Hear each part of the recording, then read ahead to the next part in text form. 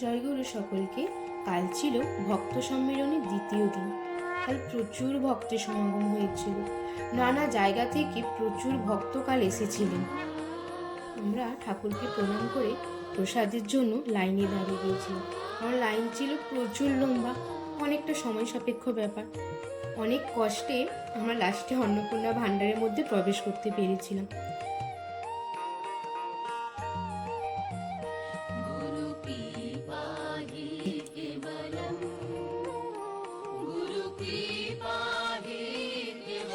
কালকে প্রসাদে ছিল ফ্রায়েড রাইস, পনির ক্যাপসিকাম দিয়ে একটা তরকারি, ভাত, ডাল আর সব রকম সবজি দিয়ে একটা তরকারি, চাটনি, মিষ্টি আর পায়েস। প্রতিটা খাবারই অসম্ভব সুন্দর খেতে হয়েছিল। আমরা খেয়ে নিয়ে নাট মন্দিরে চলে এসেছিলাম ঠাকুরের দর্শন করতে।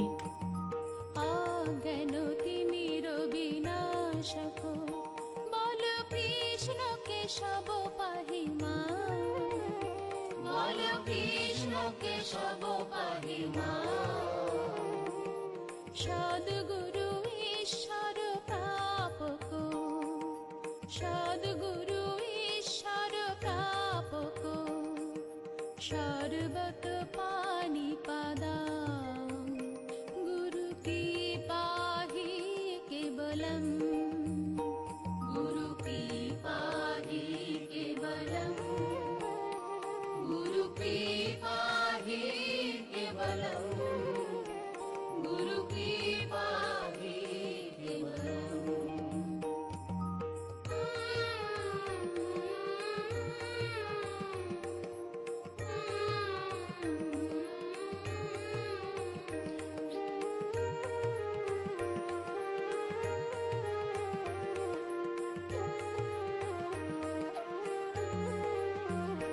তুমি ব্রহ্মা বিষ্ণু মহেশ্বর, জ্ঞানহীন করো জ্ঞানদান। আর এটি হলো শিব মন্দির। খুব সুন্দর দেখতে মন্দিরটা। ভব ভয় বন্ধন মোচক, ভব ভয় বন্ধন মোচক,